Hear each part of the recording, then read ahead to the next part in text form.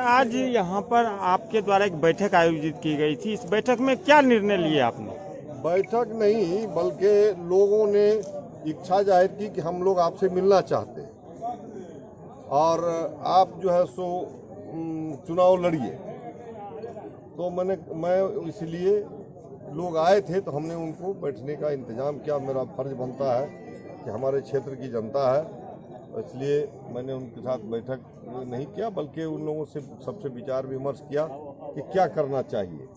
तो लोगों की राय बनी कि चुनाव लड़ना चाहिए और पप्पू यादव की जो पार्टी है उससे चुनाव लड़ना चाहिए, ताकि सिंबल में आपको विलंब नहीं हो, नया सिंबल होगा, लोगों तक पहुंचाने के लिए सुविधा होगी, आसानी होगी। तो जो लोगों का निर्णय हुआ वो सिरजोधार है और उसको मैं अमल करूंगा।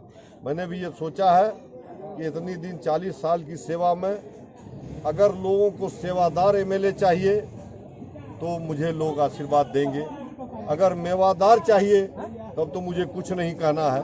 किसी के खिलाफ मैं नहीं बोलता हूँ, लेकिन सभी परिचित है, सभी लोगों उन लोगों को जानते हैं कि कौन क्या सेवा कर सकता है, क्या नहीं कर सकता है। मैंने तेजस्वी यादव के सामने में पूछा कि विधानसभा में कितना पंचायत है, तो उसका जवाब नहीं दे सके। मैंने पूछा कौन सा पंचायत है, नाम बताइए। तेजस्वी यादव ने कहा छोड़ दीजिए, जब नाम ही नहीं, गिनती नहीं बता सकता है तो ये क्या करेगा। ऐसी क्या कारण थी कि आपका टिकट काट दिया गया? जब ऐसे कैंडिडेट को जब नाम पता नहीं हो तो वैसे कैंडिडेट को क्या कारण था कि टिकट दिया गया? ऐसे ही कैंडिडेट को इस बार दिया गया। आप देख लीजिए, सहरसा में अरुण बाबू विधायक थे। अगर अरुण बाबू के खिलाफ रिपोर्ट है तो दूसरे कार्यकर्ता थे, रंजीत यादव थे, छतरी यादव थे, गजेंद्र यादव थे, और रामदेव शर्मा को सिंबल दे करके वापस ले लिया। लवली आनंद जी को कह दिया कि आप सुपौल लड़िए, बेचारी ने सुपौल में तैयारी कर लिया, वहां से उठा के इनको डाल दिया। और इनको डालने से पहले तो उसको रामदेव शर्मा का सिंबल रोक देना चाहिए था, उसको सिंबल दे करके और तब जो है उससे वापस लेकर के लवली आनंद को दिया।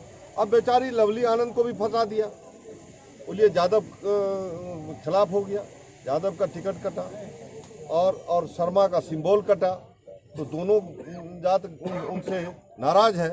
ऐसी स्थिति में चुनाव तो उनका डिफिकल्ट हो गया।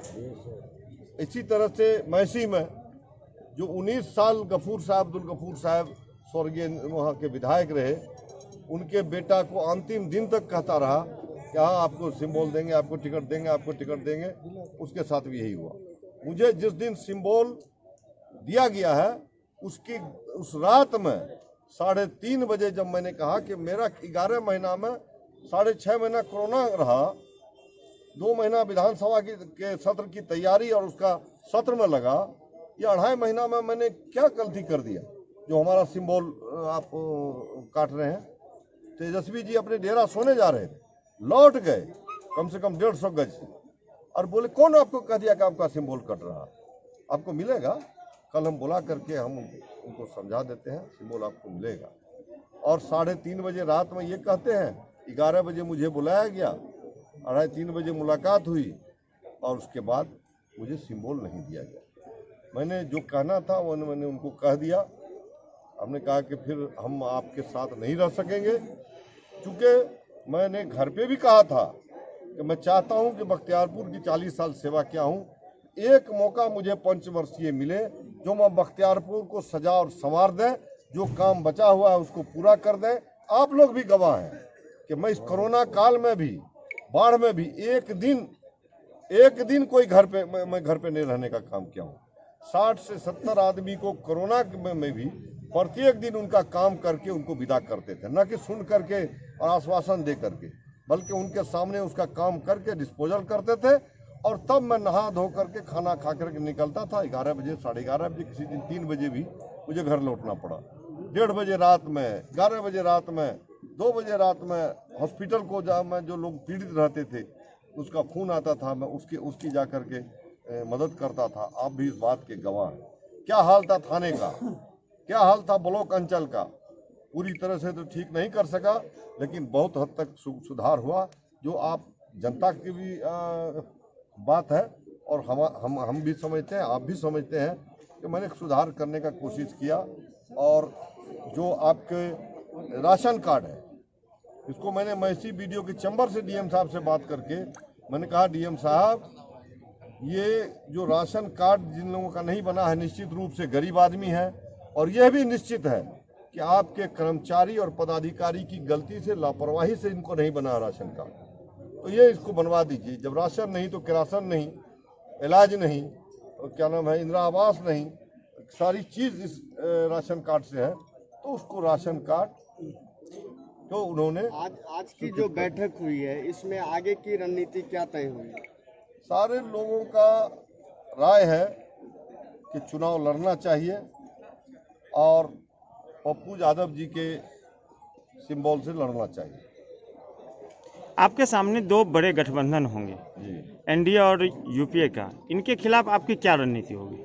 मेरी रणनीति यह है कि मेरी कोई रणनीति नहीं है, जनता की रणनीति है।